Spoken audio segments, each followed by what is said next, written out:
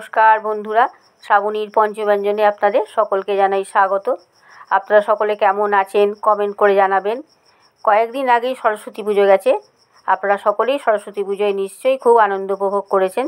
আজ আমি আবারও একটা নতুন রেসিপি নিয়ে আপনাদের সামনে চলে এসেছি, সেটা হচ্ছে মুগ পাকন পিঠে। চলুন তাহলে শুরু করি। মুগ পাকন পিঠে বানানোর জন্য এখানে আমি 100 গ্রাম গোবিন্দভোগ চাল নিয়ে নিয়েছি। চালটাকে 2 ঘন্টা মতন ভিজিয়ে রেখে দেবো। চালটা 2 ঘন্টা মতন ভিজে গেছে, ভালো করে ধুয়েও নিয়েছি। একটা ছাঁকনির মধ্যে দিয়ে জলটা ঝরিয়ে নেব। চালটা একটা ঝুড়ির মধ্যে দিয়ে দিয়েছি যাতে সমস্ত জলটা ঝরে যায়। এখানে 150 গ্রাম মুগের ডাল নিয়ে নিয়েছি। গ্যাস অন করে গ্যাসে কড়াই বসিয়ে দিয়েছি। এবারে হালকা করে মুগের ডালটা ভেজে নেব। ডালটা খুব বেশি ভাজবো না, একটু হালকা করে ভেজে নেব। ডালটা ভাজা হয়ে গেছে, এবার ডালটাকে ভালো করে ধুয়ে নিচ্ছি। এবার কুকারে দিয়ে ডালটা ভালো করে সেদ্ধ করে নেব, 2-3টে স্টিম দিয়ে। এখানে 2 কাপ মতন জল ডালের মধ্যে দিয়ে দিলাম। ডালটা সেদ্ধ করার সময় কোনো রকম নুন ব্যবহার করিনি, এর কারণটাও আমি আপনাদের পরে বলবো।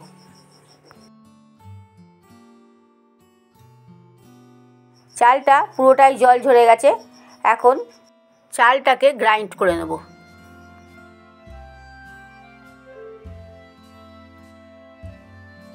চালটা গ্রাইন্ড হয়ে গেছে।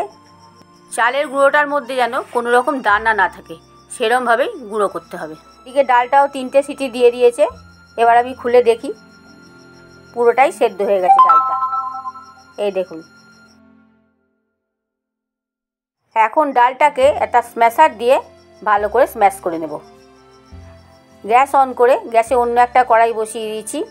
এর মধ্যে দিয়ে দিলাম 1 কাপ মতন দুধ আর 1 চা চামচ ঘি। তার মধ্যে সেদ্ধ করা ডালটা দিয়ে দিলাম। এখন দুধ দিয়ে ডালটাকে ভালো করে রান্না করে নিচ্ছি। যতক্ষণ পর্যন্ত ডালটা শুকিয়ে না যায় ততক্ষণ পর্যন্ত আমি ডালটাকে এরকম রান্না করে নেব।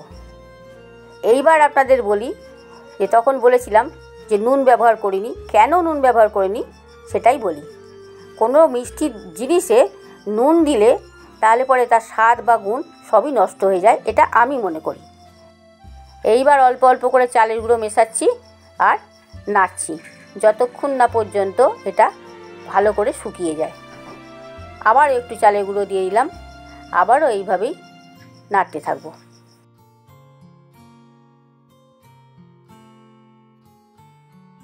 মুগ ডাল আর চালের মিক্সচারটা সম্পূর্ণ তৈরি হয়ে গেছে।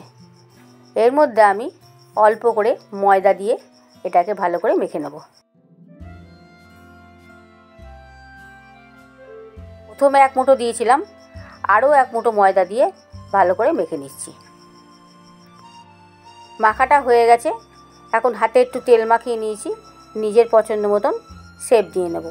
আপনারা আপনাদের পছন্দ মতন শেপ দিয়ে নেবেন। যদি আপনাদের কাছে ছাঁচ থাকে ছাঁচের মধ্যে দিয়েও আপনারা করতে পারেন। আমি এখানে একটা উলের কাঁটা দিয়ে শেপ দিয়ে নিচ্ছি। এখানে পাতার মতন ডিজাইন করে নিচ্ছি। আরও একটা ওই একইভাবে করে দেখাচ্ছি। এইভাবে সব কটা তৈরি করে নেব।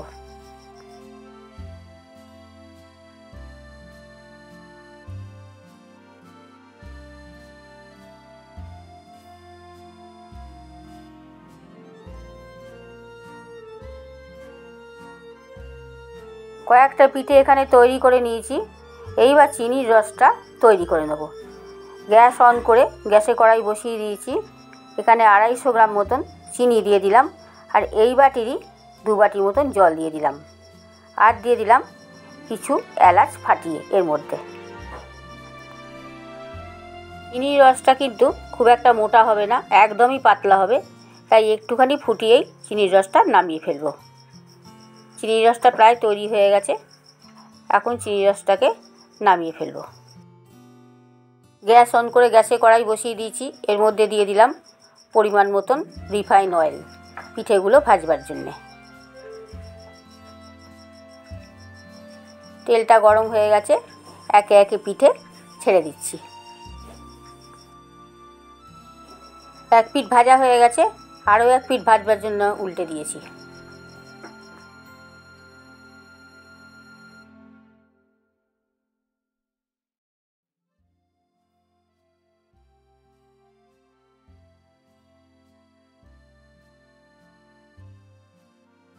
এই পিঠেগুলো ভাজা হয়ে গেছে, একটা পাত্রে তুলে নিয়ে বাকি পিঠেগুলো এইভাবেই ভেজে নেব। এক পিঠ একটু সোনালি সোনালি রং হয়ে গেলেই আরও এক পিঠ এইভাবে উল্টে দেবো। পিঠেগুলো অনেকগুলোই ভাজা হয়ে গেছে। এইবার রসটা হালকা গরম থাকতে থাকতে গরম অবস্থাতেই পিঠেগুলোকে রসে দিয়ে দিতে হবে। পিঠেগুলো 5 থেকে 6 ঘন্টা ডুবিয়ে রাখলে পিঠেগুলোর মধ্যে ভালোভাবে রস ঢুকে যাবে। 5 থেকে 6 ঘন্টা হয়ে গেছে, রস থেকে তুলে নিয়েছি। একটা প্লেটে দিয়ে পিঠেগুলো সার্ভ করে নিচ্ছি। এই মুগ পাকন পিঠে বাংলাদেশের একটা বিখ্যাত পিঠের রেসিপি। এই মুগ পাকন পিঠে আপনারা বাড়িতে বানিয়ে করে খেয়ে দেখবেন, অবশ্যই ভালো লাগবে। ভালো লাগলে লাইক, কমেন্ট, শেয়ার করতে ভুলবেন না। আমার এই চ্যানেলটা অবশ্যই সাবস্ক্রাইব করবেন। পাশে থাকা বেল আইকনটা ক্লিক করবেন যাতে সমস্ত রকম রান্নার নোটিফিকেশন আপনাদের কাছে পৌঁছে যায়। লাইক যেন আপনারা অবশ্যই করবেন, আপনাদের কাছে অনুরোধ রইল। এখন পিঠের ওপর দিয়ে রস ছড়িয়ে দিচ্ছি।